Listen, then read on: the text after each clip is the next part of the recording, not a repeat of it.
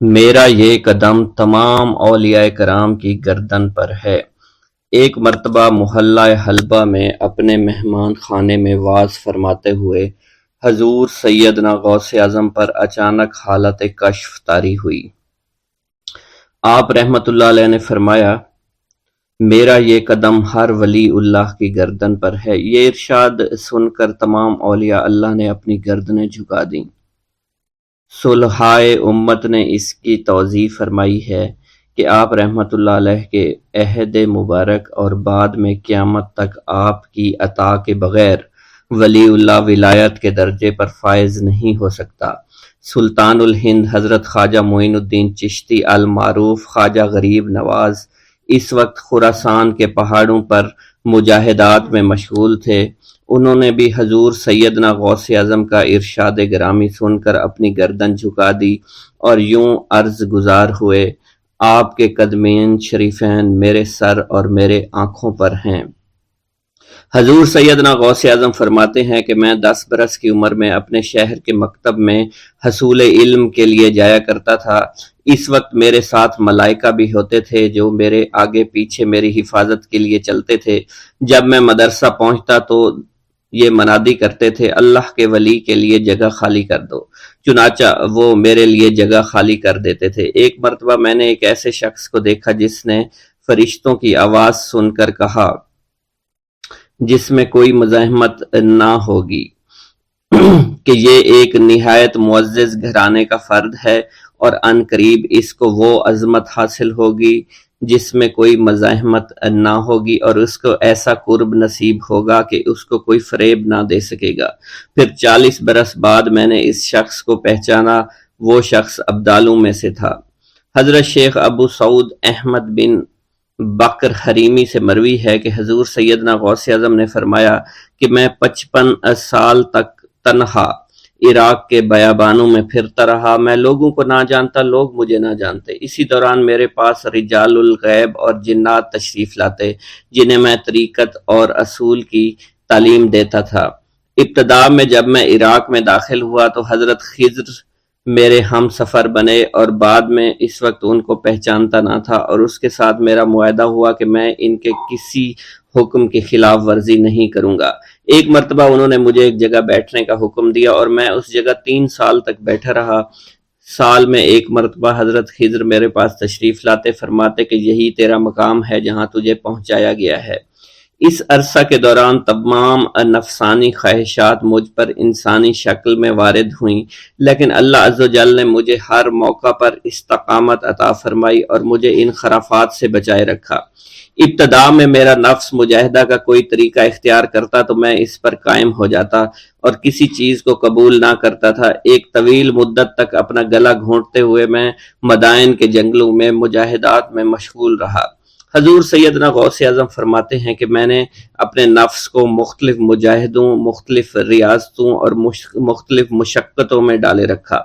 1 سال تک میں گری ہوئی چیزیں اٹھا کر کھاتا رہا، دوسرے سال پانی پر گزارا کیا، اور تیسرے سال نہ میں نے کچھ کھایا، نہ پیا اور نہ ہی سویا۔ ایک مرتبہ شدید سردی کی وجہ سے میں ایوان کسریٰ کے کھنڈرات میں سویا تو رات بھر میں 40 مرتبہ طبیعت خراب ہوئی۔ حضور سیدنا غوث اعظم فرماتے ہیں، ہر سال ایک بزرگ آتے اور وہ مجھے جبہ دے کر چلے جاتے۔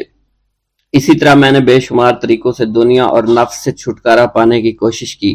لوگ مجھے دیوانہ سمجھتے تھے۔ میں برہنہ جسم جنگلوں میں چلا جاتا اور کانٹوں پر لوٹتا شور مچاتا تھا۔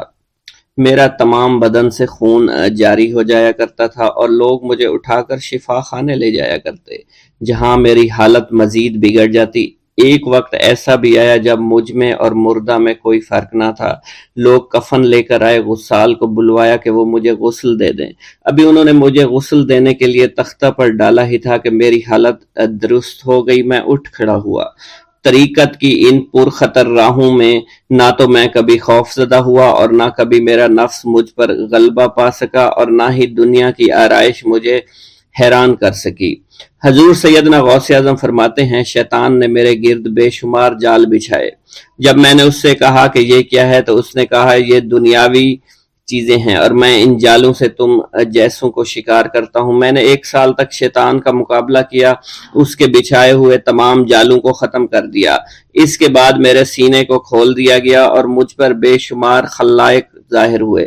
حضور سیدنا غوث اعظم فرماتے ہیں میں نے دریافت کیا کہ یہ اللہ کیسے ہیں؟ جواب ملا کہ یہ خلق کے اسباب ہیں جو تم سے ملے ہوئے ہیں۔ میں سال بھر ان کی جانب متوجہ رہا یہاں تک کہ وہ مجھ سے جدا ہو گئے۔ جب مجھ پر میرا باطن ظاہر کیا گیا تو میں نے اپنے قلب کو بہت سے علائق سے ملوث پایا۔ میں نے دریافت کیا کہ یہ علائق کیا ہیں؟ جواب ملا یہ تمہارے ارادے، تمہارے اختیارات ہیں۔ چنانچہ 1 سال تک ان کی جانب متوجہ رہا کہ وہ مجھ سے دور ہو گئے۔ میرا قلب ان تمام غلاظتوں سے نجات پا گیا۔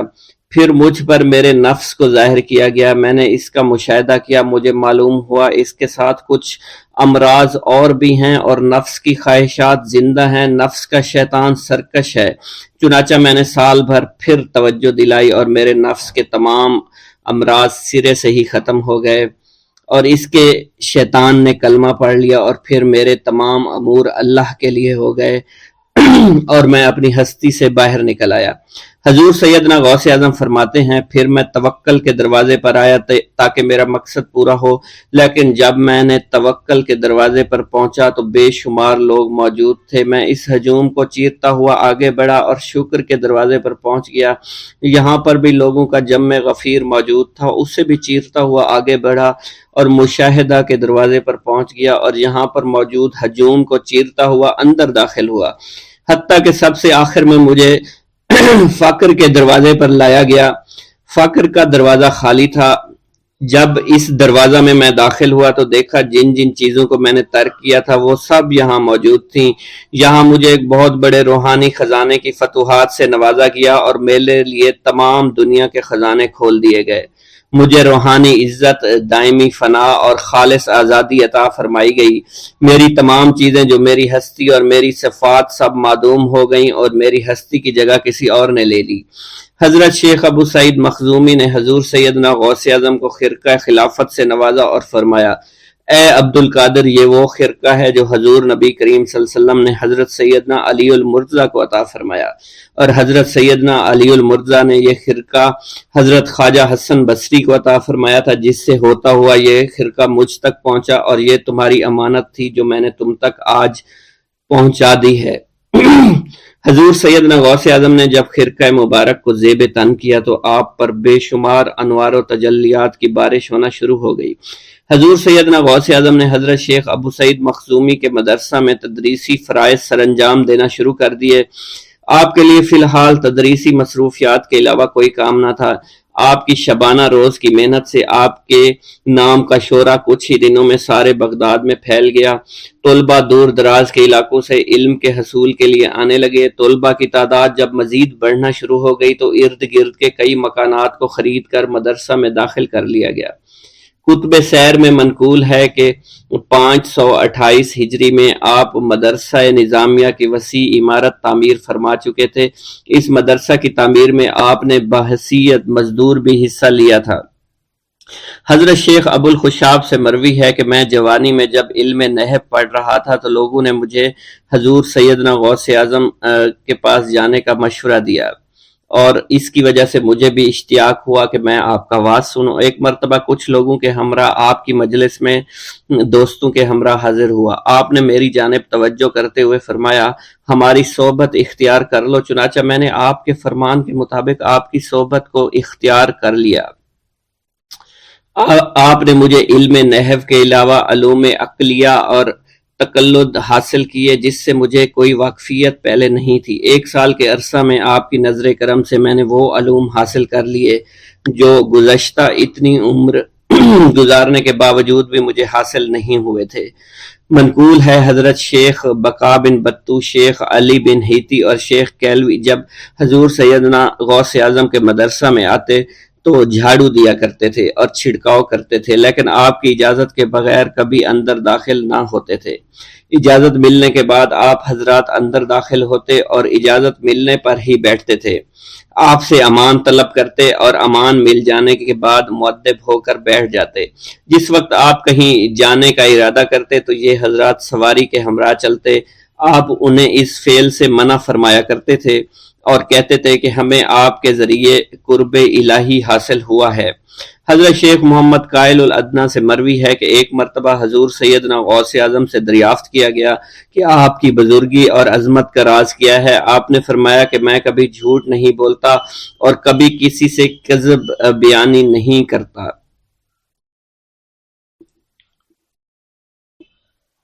ایک گاؤں کے بارے میں کہا جاتا تھا کہ جہاں قدرت کی بے پناہ نعمتیں تھیں، اللہ پاک نے وہاں کے لوگوں کو مالا مال کیا ہوا تھا۔ ایسی نعمتیں کہ جن نعمتوں کو دیکھ کر انسان اکثر مغرور ہو جایا کرتے ہیں، مگر وہاں پر کچھ مسلمان تھے، اور سب سے بڑی اور بری بات یہ تھی کہ وہاں کے تمام لوگ کافر تھے۔ وہ کفار اپنی دولت پر بہت فخر کیا کرتے تھے، کیونکہ ان میں ہر ایک انسان بہت دولت مند تھا، ہر ایک کے پاس بے بہا پیسے تھے، کسی کو پیسوں کی کمی نہیں تھی۔ وہاں کے سردار کی ایک اکلوتی بیٹی تھی جس کو سردار بے پناہ پیار کرتا تھا۔ اس سردار کی بیٹی بے پناہ مغرور، ظالم، گھمنڈی تھی۔ وہاں پر غریب لوگ صرف مسلمان ہی تھے، تمام کافر ایک دوسرے کی مدد کیا کرتے تھے، لیکن مسلمانوں کی مدد کرنے والا وہاں پر کوئی نہ تھا۔ وہاں پر انہیں کوئی دیکھنے والا نہ تھا۔ سردار کی بیٹی کو کالے جادو میں خوب مہارت حاصل تھی، اور وہ جادو کی وجہ سے وہاں پر رہنے والے غریبوں پر بہت ظلم کیا کرتی تھی۔ تمام مسلمان اس سے بے حد پریشان تھے، اور وہ لوگوں کو غلام بناتی اور مزدور بناتی تھی۔ اگر ان میں کوئی اس کی بات نہ مانتا تو اس کو قیدی بنا کر اپنے اشاروں پر نچایا کرتی تھی۔ اس بستی میں چونکہ اکا دکا مسلمان تھے جن کا کوئی پرسان حال نہیں تھا، کوئی بھی ان کو بچانے والا نہیں تھا۔ جب وہ سردار کی بیٹی کے ظلم حد سے بڑھ گئے تو مسلمانوں میں سے ایک بوڑھے شخص نے اللہ کے حضور گڑ گڑا کر دعائیں کی، اے اللہ، ہمارے چند نسلیں جو یہاں پر بچی ہوئی ہیں، ان نسلوں کو تو بچا لے۔ یہ سردار کی بیٹی جس نے ہمارا جینا دشوار کر رکھا ہے، یہاں کوئی بھی انسان ہمارا حال نہیں پوچھتا، اور نہ ہی ہمارے پاس مال و دولت ہے، اور نہ ہی ہمارے پاس جسمانی طاقت بچی ہے۔ یا اللہ، ہمارے لیے کوئی ایسا بندہ بھیج جو نہ صرف طاقتور ہو بلکہ اس جادوگرنی یعنی سردار کی بیٹی کو بھی ہرا سکے۔ اللہ رب العزت نے اس بوڑھے کی دعا کو قبول فرمایا، اور یوں اس جگہ پر ایک اللہ والے کو بھیج دیا، اور وہ اللہ والے ایسے ہی بستی میں داخل نہیں ہوئے، بلکہ ایک دن کچھ عجیب واقعہ ہوا۔ ان کافروں کا سردار جنگل میں سیر سپاٹے کرتے ہوئے نکلا تھا، بڑی شان سے چلتا ہوا وہ سفر کر رہا تھا۔ اچانک ایک زہریلا سانپ اس کے سامنے آیا۔ اس زہریلے سانپ نے بادشاہ کو ڈس لیا، اور وہ بے ہوش ہو کر زمین پر گر پڑا اور تڑپنے لگا۔ اس کے جو ساتھی تھے انہوں نے جب اپنے سردار کو یوں تڑپتا ہوا دیکھا اور سردار کی غیر حالت دیکھی تو کہ جسے ایک زہریلے سانپ نے کاٹ لیا ہے، تو وہ فوراً اسے اٹھا کر گھر لے آئے تاکہ اسے بچانے کے لیے کچھ کیا جا سکے۔ اس لڑکی نے اپنے باپ کی جب یہ حالت دیکھی تو اپنے آس پاس کے بڑے بڑے حکیموں کو بلایا، لیکن عجیب بات یہ تھی کہ لاکھ کوشش کے باوجود زہر نکالنے میں سارے ناکام ہو رہے تھے، اور زہر تیزی کے ساتھ اس کے جسم میں پھیلتا چلا جا رہا تھا۔ لیکن اسی وقت وہاں ایک درویش کی آمد ہوئی، ایک اللہ والے آئے، ان اللہ پاک نے اس مقصد کے تحت وہاں بھیجا تھا۔ اس اللہ کے ولی نے سردار کے گھر پر پہنچ کر دروازے کو کھٹکھٹایا۔ نوکروں نے پوچھا کون ہو، کس سے ملنا ہے؟ اس نے کہا میں نے سنا ہے کہ یہاں کے سردار کو سانپ نے ڈس لیا ہے۔ نوکر کہنے لگے کہ تمہیں کیسے پتا چلا کہ یہاں کے سردار کو سانپ نے ڈس لیا ہے؟ تم تو ہمیں اجنبی لگتے ہو، ہم نے تمہیں آج تک یہاں نہیں دیکھا ہے۔ اس نے کہا میں مسافر ہوں اور مجھے خبر ملی ہے کہ یہاں کے سردار کو ایک زہریلے سانپ نے ڈس لیا ہے اور کوئی بھی اس کا علاج نہیں کر پا رہا۔ نوکروں نے کہا تم کون ہو؟ اللہ والے نے کہا میں حکیم ہوں اور میں ان کے علاج کی غرض سے یہاں آیا ہوں۔ وہ نوکر اللہ والے کی حالت دیکھ کر ہنسنے لگے، کیونکہ آپ نے پھٹے پرانے کپڑے پہن رکھے تھے اور دیکھنے سے بہت غریب معلوم ہوتے تھے۔ وہ نوکر کہنے لگے کہ اتنے بڑے سردار کا علاج کرو گے؟ ارے یہاں تو اس کے پاس بڑے بڑے حکیم بلائے گئے ہیں، ہمارے سردار کے پاس پیسوں کی کوئی کمی نہیں ہے، اور وہ تم جیسے غریب سے بھلا کیوں علاج کروائیں گے؟ درویش نے کہا اگر تم چاہتے ہو تمہارے سردار کی جان بچ جائے پھر مجھے اندر جانے دو۔ غلام کہنے لگا ٹھیک ہے ہم اندر جا کر اجازت لے کر آتے ہیں۔ نوکر اندر گئے، سردار کی بیٹی سے کہا ایک غریب آیا ہے، کپڑوں سے فقیر معلوم ہوتا ہے لیکن کہتا ہے میں سردار کا علاج کر سکتا ہوں اور میں سردار کا علاج کروں گا۔ جو زہر تیزی کے ساتھ جسم میں پھیل رہا ہے میں اس کو باہر نکال پھینک کروں گا۔ اس کی بیٹی کہنے لگی ٹھیک ہے بلا لو۔ جب وہ اللہ والے اس کے گھر کے اندر گئے تو دیکھا سردار تڑپ رہا تھا، ٹانگ کو بار بار بستر پر پٹخ رہا تھا۔ اللہ والے نے اس کے پیر کی طرف دیکھا جہاں سانپ نے اس کو کاٹا تھا، اسی جگہ اللہ والے نے تھوک دیا، فوراً وہاں سے بھاگ گئے۔ اس کے سارے سپاہی اس کی بیٹی دیکھ کر حیران رہ گئے کہ یہ بھلا کون سا دیوانہ ہے، کمرے میں آیا، علاج کی بجائے اسی جگہ پر تھوک دیا جہاں صرف کاٹا تھا اور بھاگ بھی گیا، اس کو کوئی گرفتار نہیں کر سکا۔ سردار کی بیٹی غصے میں تل ملا اٹھی کہ اس نے جو گستاخی کی ہے اس کی کوئی بات نہیں، تھوک کو میں صاف کروا دوں گی مگر اس کو تو میں ابھی گرفتار کرواتی ہوں۔ اور اس نے اپنے سردار کے ایک نوکر سے کہا کہ اس تھوک کو صاف کرو۔ اس نوکر نے تھوک کو صاف کرنے کی بجائے اس کو اچھی طرح سے ٹانگ پر مل دیا۔ لڑکی نے کہا کیا کر رہی ہو؟ اس فقیر نے میرے باپ کی ٹانگ پر تھوک دیا، اب اس تھوک کو تم مل رہے ہو۔ حکیم نے اپنے ہاتھ کے اشارے سے سردار کے بیٹے کو روک دیا۔ جیسے اس تھوک کو سردار کی ٹانگ پر ملا گیا فوراً سارا زہر ختم ہو گیا۔ جو ٹانگ کٹنے کے قابل تھی وہ ٹانگ بالکل ٹھیک ہو چکی تھی، جو نیلی پڑ چکی تھی اب اصلی حالت میں آہستہ آہستہ واپس آ رہی تھی۔ اور جب وہ قبیلے کا سردار بالکل ٹھیک ہو گیا، ہوش میں آ گیا تو حیران رہ گیا۔ اسے بتایا کہ فقیر بابا کے تھوک کی وجہ سے آپ ٹھیک ہوئے ہیں۔ اس نے کہا وہ بزرگ تو ہمارے لیے مسیحا ہے، تم لوگوں نے انہیں جانے کیوں دیا؟ انہیں میرے پاس لے کر آؤ، انہوں نے ہم پر بہت بڑا احسان کیا ہے، ہم اس کے احسان کا بدلہ ضرور چکائیں گے۔ اس کی بیٹی جو خاموشی سے باپ کو دیکھ رہی تھی اس نے کچھ بھی نہ کہا۔ گاؤں کے سردار کے کہنے پر سارے سپاہی اللہ والے کو ڈھونڈنے کے لیے نکل گئے۔ وہ چاروں طرف پھیل گئے لیکن کہیں بھی اللہ والے کا پتہ نہیں چل رہا تھا۔ پھر جب سپاہی تلاش کرتے کرتے جنگل میں داخل ہوئے، وہاں ایک درخت کے نیچے ایک آدمی کو عبادت کرتے ہوئے دیکھا۔ وہ غور سے اس کو دیکھ رہے تھے اور کہہ رہے تھے یہ کس طرح کی عبادت کر رہے ہیں؟ ہم لوگ تو اپنے بتوں کے آگے ہاتھ جوڑتے ہیں، یہ نہ جانے کس کو سجدہ کر رہے ہیں۔ خیر، عبادت کے فوراً بعد اللہ والے کو پکڑ لیا، گاؤں کے سردار کے سامنے پیش کیا۔ وہ کہنے لگا آپ کون ہیں اور کہاں سے آئے ہیں؟ سب سے پہلے تو میں گستاخی کی معافی چاہتا ہوں، میرے لوگوں نے آپ کے ساتھ بڑی بدتمیزی کی لیکن آپ کی وجہ سے آج میں زندہ ہوں۔ ہم گناہ گاروں کی وجہ سے آپ جیسے لوگوں کو بہت تکلیف ہوئی ہے، اس لیے میں معذرت چاہتا ہوں۔ آپ سے درخواست کرتا ہوں کہ آپ میری طرف سے یہ قیمتی لباس یعنی کپڑے اور عربی گھوڑا قبول کیجئے۔ اللہ والوں نے اس کی طرف مسکرا کر دیکھا اور کہا یہ گھوڑا، یہ لباس بہت قیمتی ہے مگر یہ لباس پہن کر اس گھوڑے کے لیے گھاس کاٹوں گا تو کیا اچھا لگوں گا؟ سردار نے کہا فکر نہ کریں، گھوڑے کے ساتھ ساتھ ہم آپ کو نوکر بھی دیں گے۔ اللہ والے نے کہا کہ اتنی مال و دولت اور نوکروں کے ساتھ میں اکیلا رہوں گا؟ گاؤں کا سردار بولا حضور آپ کی یہ بات سن کر میں سوچ میں گم ہو گیا ہوں، لیکن یہ میری بیٹی آپ کے سامنے حاضر ہے۔ بیٹی حیرت سے اپنے باپ کو دیکھ رہی تھی کہ میرا باپ اب کیا کہنے والا ہے۔ سردار نے کہا میری بیٹی جسے آپ نے دیکھ لیا ہے اس کی شادی میں آپ سے کر دوں گا مگر ایک شرط ہے کہ آپ کو اپنے مذہب کو چھوڑنا پڑے گا۔ میرے سپاہیوں نے آپ کو عبادت کرتے ہوئے دیکھا ہے، جہاں تک ہمارے معمولات ہیں ہم بتوں کے آگے سجدہ کرتے ہیں اور ان کی عبادت کرتے ہیں، اور آپ جس کے آگے سجدہ کرتے ہیں وہ اللہ ہے، یعنی آپ مسلمان ہیں، اس لیے آپ کو اپنا مذہب چھوڑنا پڑے گا۔ کیا آپ ایسا کر سکتے ہیں؟ اللہ والے نے کہا کہ مجھے ایک بات بتائیے، آپ سب کچھ دیکھ رہے ہیں، آپ نے مجھے یہ بھی دعا دی کہ میری اولادیں ہوں اور آپ کی نسل آپ کی بیٹی سے چلے گی۔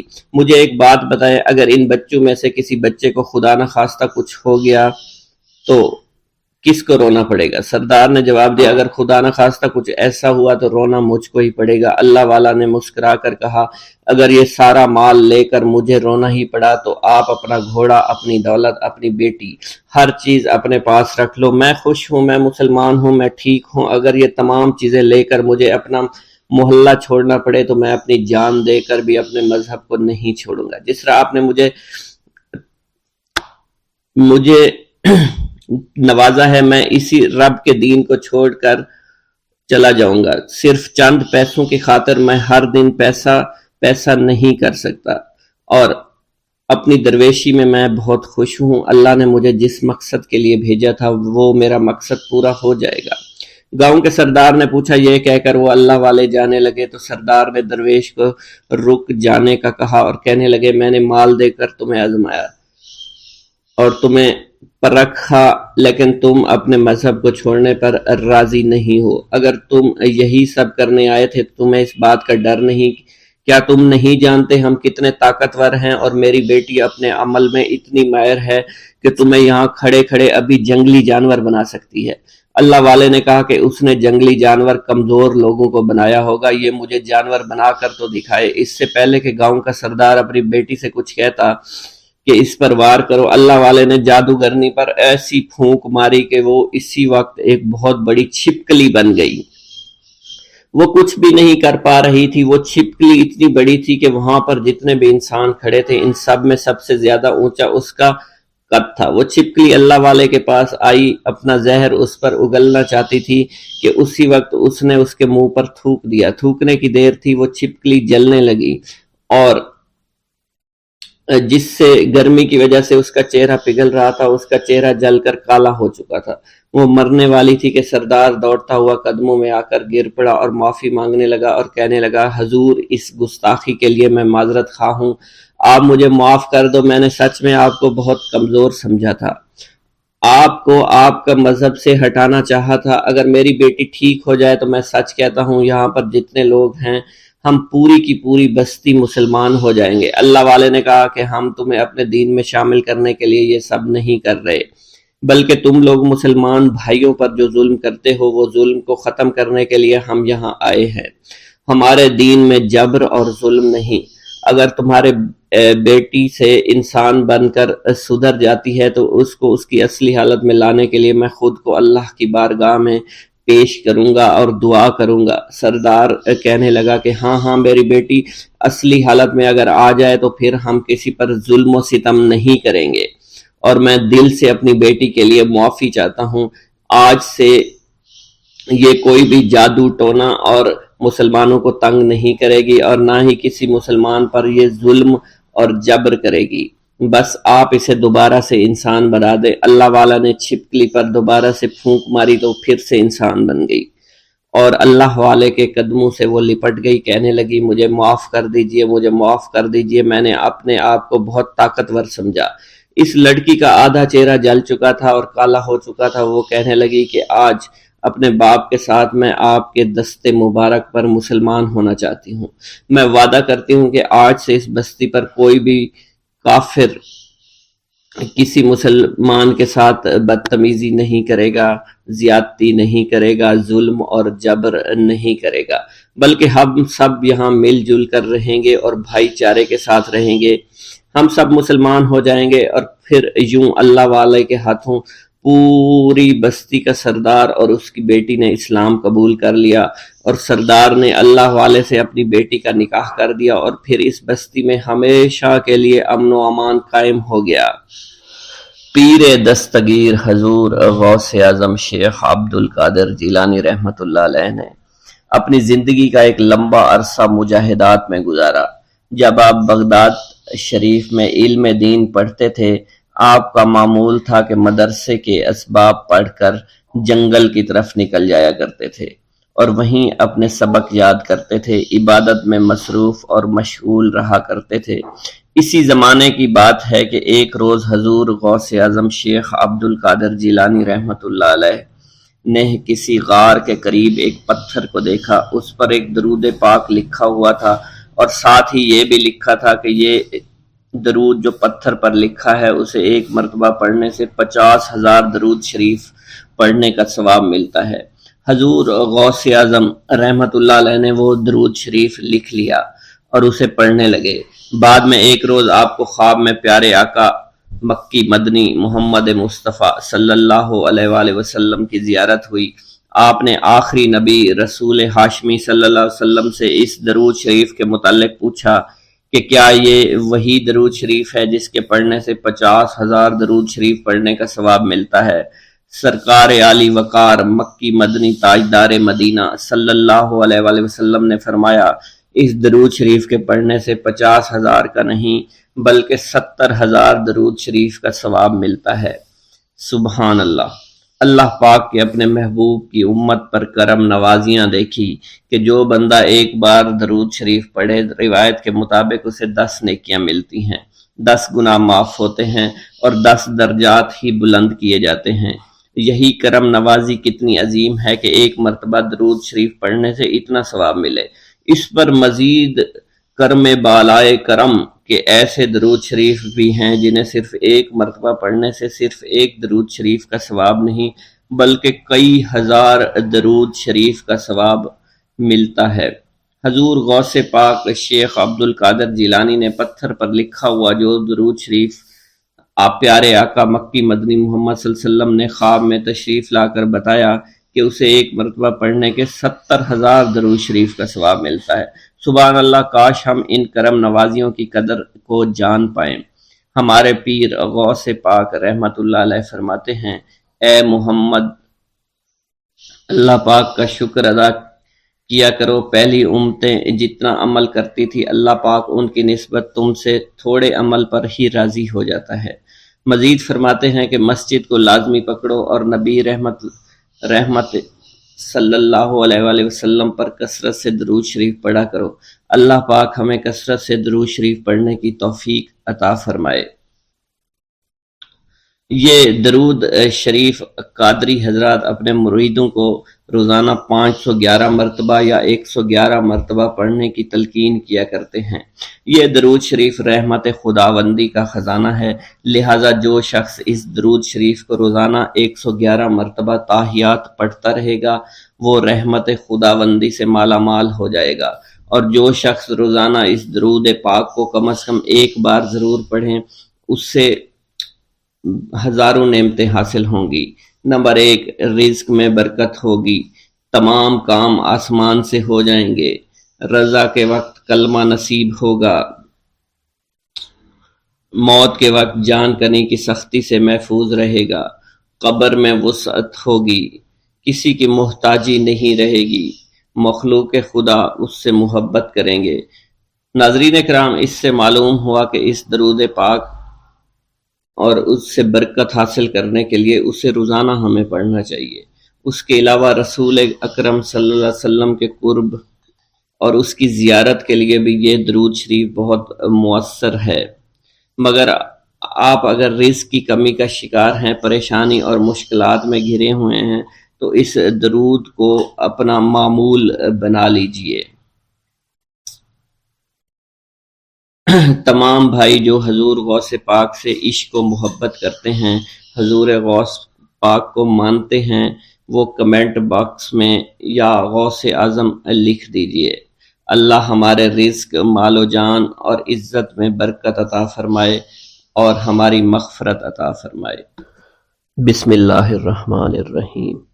حضور سیدنا غوث العظم حضرت سیدنا عبد القادر جیلانی رحمت اللہ علیہ فرماتے ہیں کہ احوال کے مشاہدہ اور کشف کے وقت اولیاء اللہ پر افعال خداوندی میں سے ایسی ایسی چیزوں کا ظہور ہوتا ہے جو عقلوں کو سلب کر لیتی ہے اور عادات و رسوم کو بکھیر دیتی ہے۔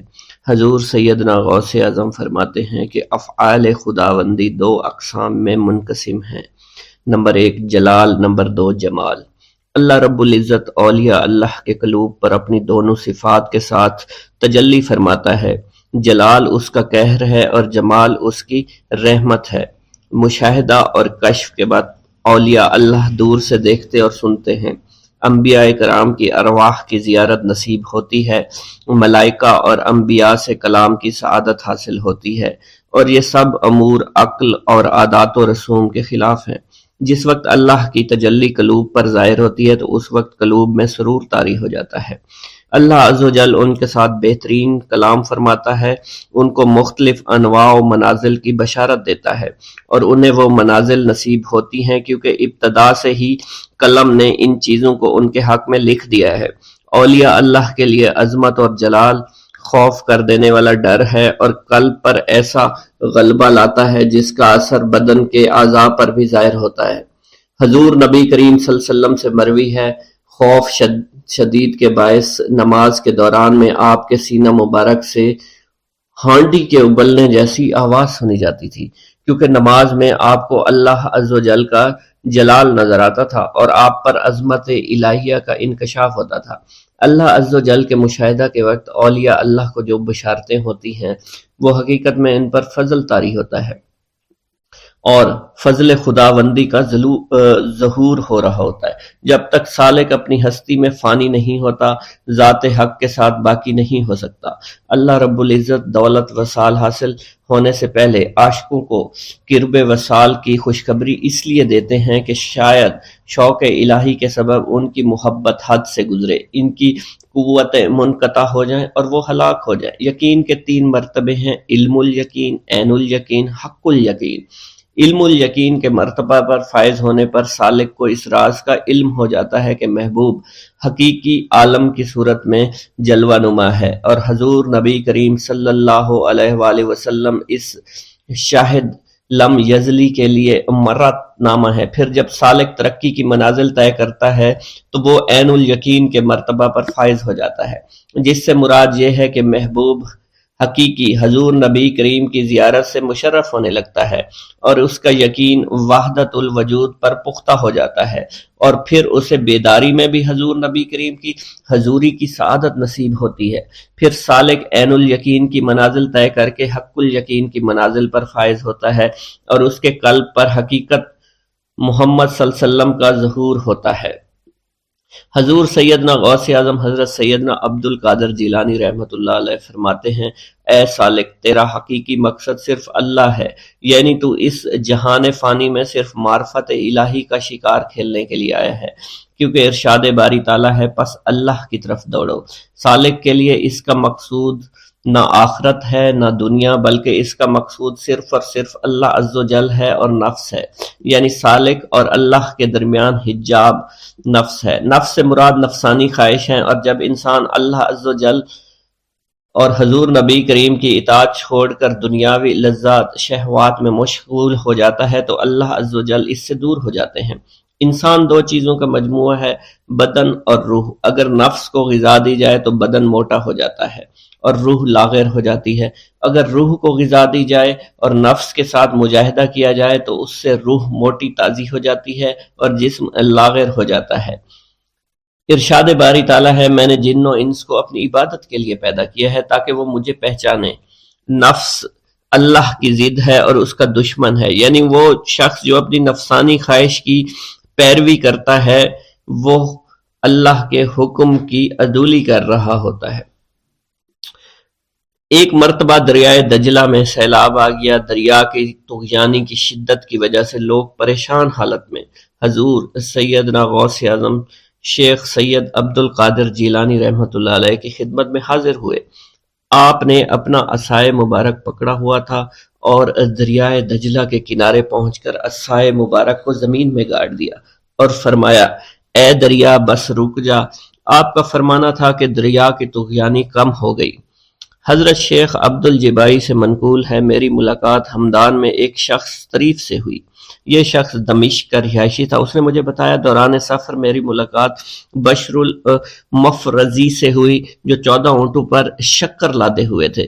انہوں نے مجھے بتایا کہ دوران سفر میرا گزر ایک جنگل سے ہوا، رات کا وقت تھا، میرے پاس 4 اونٹ اس جنگل میں گم ہو گئے۔ میں نے ان کو بہت تلاش کیا لیکن کامیاب نہ ہوا، یہاں تک کہ صبح ہو گئی۔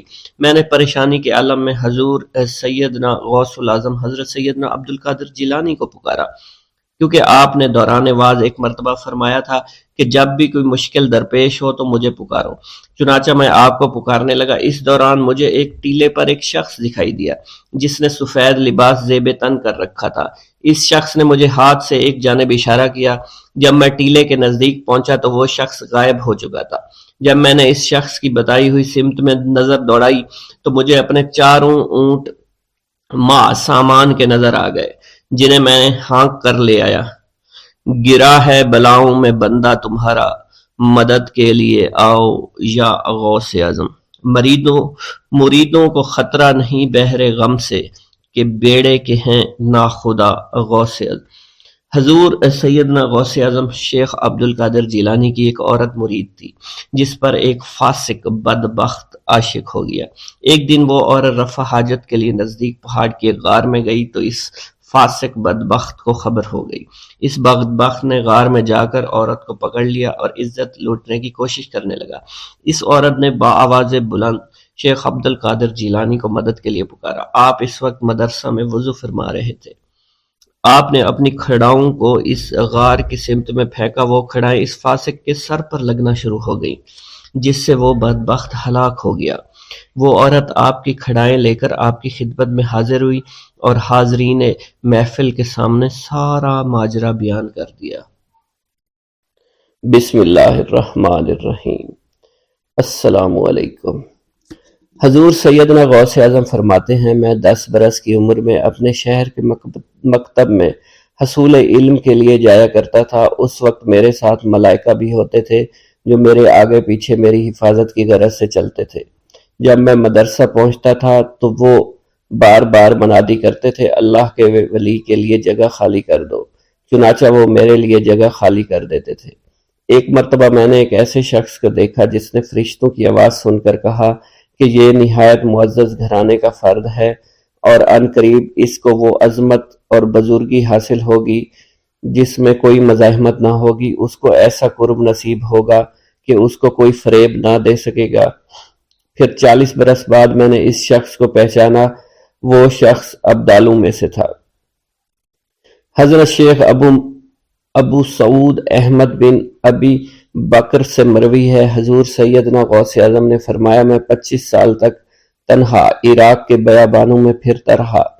میں لوگوں کو نہ جانتا تھا، لوگ مجھے نہیں جانتے تھے۔ اسی دوران میرے پاس رجال الغیب اور جنات تشریف لائے جنہیں میں طریقت اور رسول اللہ کی تعلیم دیا کرتا تھا۔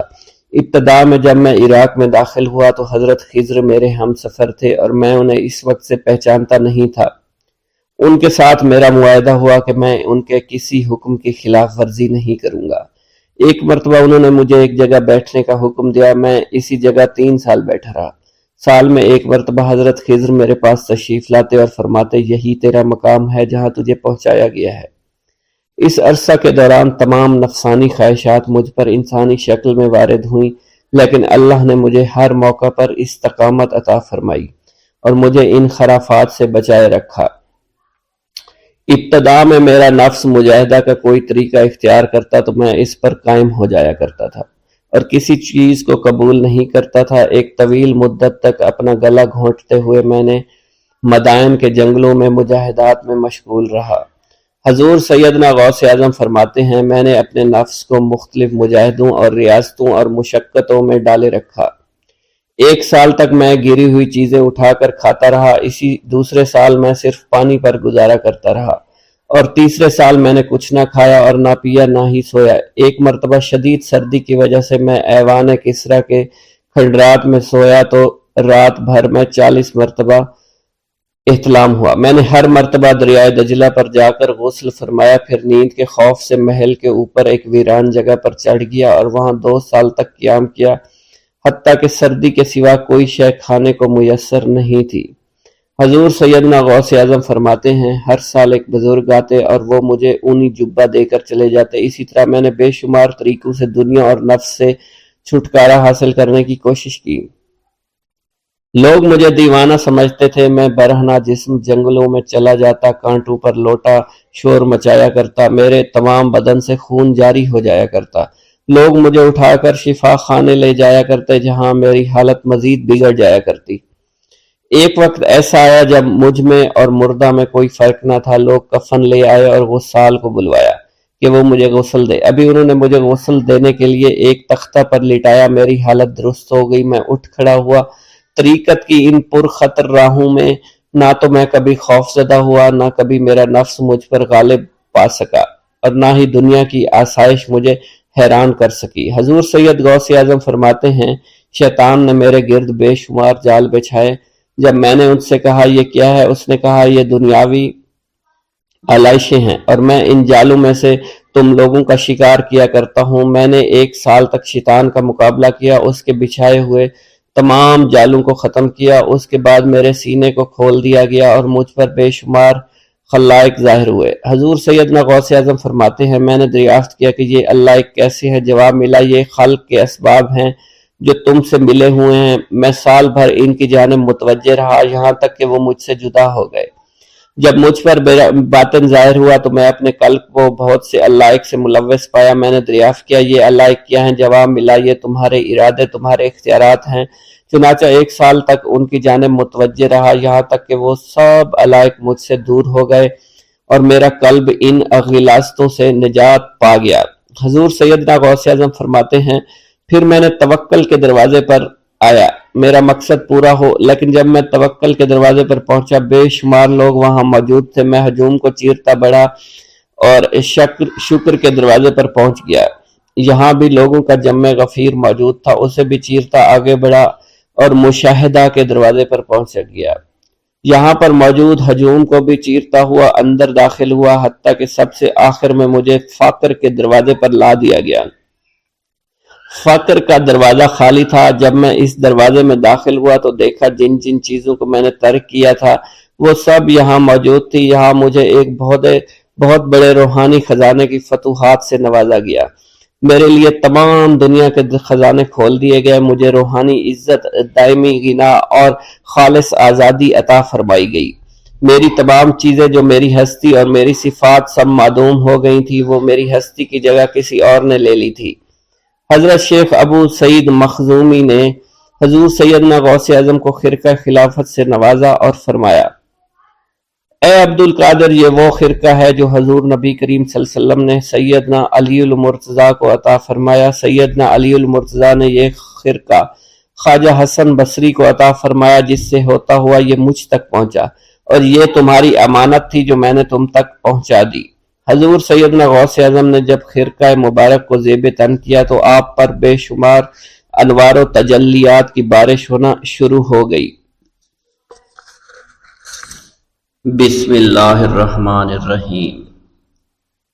ناظرین گرامی، روایت میں آتا ہے کہ قطب الاقطاب حضرت شیخ عبد القادر جیلانی الحسنی والحسینی الجیلانی، حضرت غوث اعظم شیخ عبد القادر جیلانی رحمۃ اللہ علیہ جب نماز ادا کرتے تو بہت زار و قطار رویا کرتے، یعنی گریہ زاری کیا کرتے تھے۔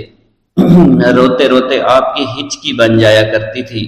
جب آپ رحمۃ اللہ علیہ مسجد میں اپنے مریدین اور شاگردوں کے ساتھ باجماعت نماز پڑھتے، اللہ پاک کی محبت اور عشق میں اتنے ڈوب کر عبادت کرتے کہ ان کے شاگرد آپ کی رقت آمیزی کو دیکھ کر، یعنی رونے کے انداز کو دیکھتے اور کہتے، اگر اصل نماز دیکھنی ہے تو غوث پاک کی نماز کو دیکھا جائے۔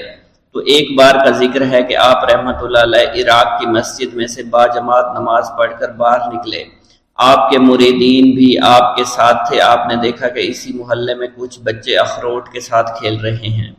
آپ بچوں سے بہت پیار کیا کرتے تھے، گویا کہ خود بچپن میں کبھی بچوں کی طرح کھیل کود نہیں کر سکے، لیکن بچوں کو دیکھ کر آپ مسکراتے تھے۔ آپ آگے بڑھنے لگے اور مریدین کی بڑی جماعت بھی آپ کے ساتھ تھی۔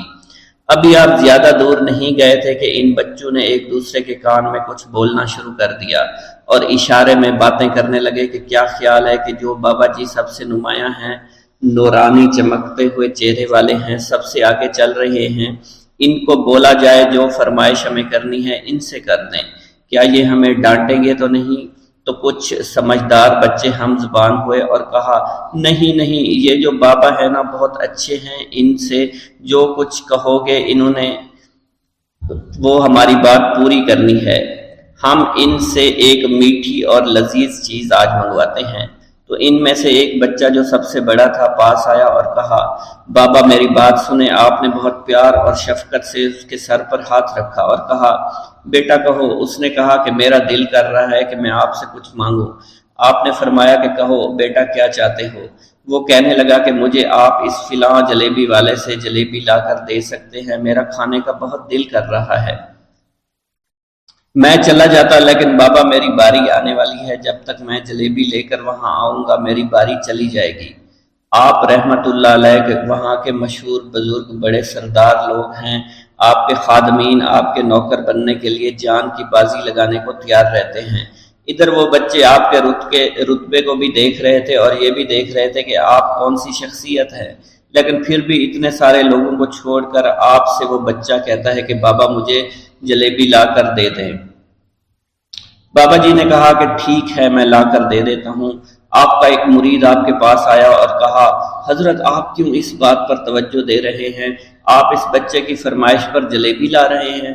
حضرت آپ پر میری جان قربان ہو، میں اس بچے کو جلیبی لا کر دے دیتا ہوں۔ آپ رحمت اللہ علیہ نے اسے اپنے ہاتھ کے اشارے سے منع فرمایا اور کہا اس نے مجھ سے کہا ہے نا تو میں ہی اس کی خواہش کو پورا کروں گا۔ پھر آپ رحمت اللہ علیہ اس جلیبی والے کے پاس تشریف لے گئے اور جلیبی والا کچھ دیر پہلے اداس بیٹھا ہوا تھا۔ آپ رحمت اللہ علیہ اس کی دکان میں تشریف لے گئے تو وہ خوشی خوشی سے جھومنے لگا۔ آپ رحمت اللہ علیہ نے اس جلیبی والے سے جلیبی لی، اس نے خوشی خوشی آپ رحمت اللہ علیہ کے ہاتھوں میں جلیبی تھما دی۔ وہ آدمی لگ بھگ 70 سال کا تھا، اس بڑھاپے میں بھی وہ کام کرنے پر مجبور تھا۔ اس کی آنکھوں میں آپ رحمت اللہ علیہ کو دیکھ کر آنکھوں سے آنسو آ گئے۔ اس نے روتے ہوئے کہا اللہ کا لاکھ لاکھ شکر ہے، اس نے میری دعا سن لی۔ آپ نے میری دکان میں قدم رکھے تو کئی دنوں سے آپ کے انتظار میں یہاں بیٹھا ہوا تھا۔ میں جانتا تھا کہ آپ ضرور میری دکان پر تشریف لائیں گے۔ آپ رحمت اللہ علیہ نے فرمایا تمہیں کیسے پتا تھا کہ میں تمہاری دکان پر آؤں گا؟ وہ کہنے لگا کہ حضرت عرصہ ہوا ہے، کئی مہینوں سے میرا کاروبار نہیں چل رہا تھا، میرا کاروبار دن بدن ٹھپ ہوتا جا رہا تھا، فاقوں تک کی نوبت آ گئی تھی۔ مجھے اپنی فکر نہیں تھی لیکن اپنے چھوٹے چھوٹے بچوں کی تھی۔ اس بڑھاپے میں اللہ تعالیٰ نے اولاد تو دی لیکن ان کو پالنے کا کوئی بندوبست نہیں ہو رہا تھا۔ میں نے اپنی اس پریشانی کا ذکر کسی سے کیا تو اس نے کہا کہ عراق کے ایک شہر میں چلے جاؤ، وہاں پر کوئی ایک فقیر ہے، اس سے دعا کراؤ، وہ جس کے لیے دعا کرتے ہیں اس کا کام بن جاتا ہے۔ میں اتنا پریشان تھا کہ اس آدمی کے کہنے پر اس فقیر سے ملنے چلا گیا۔ اس کی تلاش کر کے میں نے اس سے کہا تم میرے لیے دعا کرو تاکہ میرے کاروبار میں ترقی ہو جائے اور میرے رزق میں برکت ہو جائے اور تنگ دستی دور ہو جائے تاکہ میں بیوی بچوں کا پیٹ پال سکوں۔ فقیر مجھے دیکھ کر کہنے لگا کہ تم پیران پیر غوث اعظم دستگیر رحمت اللہ علیہ کو نہیں جانتے؟ میں نے کہا میں نہیں جانتا۔ وہ کہنے لگا حیرت ہے کہ تمہیں یہ پتہ نہیں کہ تم ان کو جانتے ہی نہیں کہ ولیوں کے سردار ہیں۔ میں تو بہت چھوٹا سا فقیر ہوں، میری دعاؤں میں اتنا اثر نہیں کہ وہ غوث اعظم رحمت اللہ علیہ ہیں، جس کے لیے بھی دعا کریں اس کا بیڑا پار ہو جایا کرتا ہے، اور جب اس دور میں غوث پاک رحمت اللہ علیہ خود موجود ہے تو پھر ہمارا کیا مقام ہوگا ان کی دعا کے آگے؟ ہماری دعا کچھ بھی نہیں ہے۔ میں نے کہا اگر یہ بات ہے کہ آپ سے بڑا کوئی بزرگ ہے تو مجھے بتائیے کہ غوث پاک رحمت اللہ علیہ مجھے کہاں ملیں گے اور میں کہاں جاؤں ان سے ملنے کے لیے؟ وہ کہنے لگا کہ وہ جیلان میں ہیں، تم ادھر جاؤ، ہماری کیا جرت کہ آپ کے لیے دعا کریں۔ آپ رحمت اللہ علیہ جس کے لیے بھی دعا فرماتے ہیں اس کا بیڑا پار ہو جاتا ہے اور اس کو کہیں بول جانے کی ضرورت نہیں ہوتی۔ حضور جب اس فقیر نے مجھے یہ بات کہی تو فوراً جیلان شریف میں آ گیا اور یہاں پر میں نے آپ کی تلاش شروع کی۔ آج دیکھیے آپ خود بخود میری دکان پر تشریف لائے ہیں۔ اب دیکھیے کہ آپ کے آنے سے کیسا نور میری دکان میں آ گیا ہے۔ حضور میرے حق میں دعا فرما دیجئے، اللہ پاک میری زندگی کو آسانیاں عطا فرمائے، مجھے اپنی بیوی اور بچوں کی بہت فکر ہے۔ آپ رحمت اللہ علیہ نے فرمایا پریشان ہونے کی ضرورت نہیں، اللہ تعالیٰ سب معاملات ٹھیک فرما دے گا۔ یہ کہہ کر آپ تشریف لے گئے، اس بچے کے پاس آئے اور اس کے ہاتھ میں جلیبی تھما دی۔ ابھی وہاں سے جانے والے تھے، دوسرا بچہ آیا، اس نے کہا کہ بابا آپ نے اسے تو جلیبی لا کر دی ہے، مجھے بھی لا کر دیں۔ آپ نے اس سے بھی تسلی دی اور کہا میں تمہیں بھی جلیبی لا کر دے دیتا ہوں بیٹا۔ یہ دیکھ کر مریدین بہت غصہ ہونے لگے اور کہا کہ حضور ہم اس بچے کو جلیبی لا کر دے دیتے ہیں، آپ کیوں زحمت کرتے ہیں؟ لیکن آپ نے فرمایا نہیں، یہ بچے مجھ سے کہہ رہے ہیں نا، میں ان کا نہیں ٹال سکتا۔ حضور آپ بہت مصروف شخصیت ہے، کیوں ان چھوٹے بچوں کی باتیں سن رہے ہیں؟ آپ نے ہاتھ کے اشارے سے انہیں روکا اور فرمایا اللہ تعالیٰ نے ہمیں جس کام کے لیے چنا ہے بس وہ کام ہی ہم کر رہے ہیں، تم لوگ اللہ پاک کی حکمت کو نہیں سمجھ رہے۔ پھر آپ جتنی بار وہ بچے آپ کو بھیجتے رہے، آپ رحمۃ اللہ علیہ ان کے لیے جلیبیاں لاتے رہے، حتیٰ کہ آخری بچے کو بھی آپ نے جلیبی لا کر دے دی اور وہ مزے سے کھانے لگے۔ جلیبی کھانے کے بعد وہ آپ کو دعائیں کرنے لگے اور کہا آپ بہت اچھے انسان ہیں، جیسا کہ آپ کے بارے میں ہم نے سنا تھا آپ ویسے ہی ہیں، آپ اخلاق کے بہت عمدہ ہیں، آپ کی سخاوت کے بارے میں ہم نے جتنا سن رکھا تھا آپ اتنے ہی سخی ہیں، ہم آپ سے بہت خوش ہوئے۔ آپ رحمت اللہ علیہ مسکرائے، بچوں کی خوشی دیکھ کر آپ کو دلی اطمینان ملا۔ اب ایک اور نماز کا وقت ہو رہا تھا، آپ نے مریدین سے کہا کہ چلو نماز پڑھنے کے لیے مسجد میں چلتے ہیں۔ وہ سب مل کر مسجد میں چلے گئے اور اللہ کی عبادت میں مصروف ہو گئے۔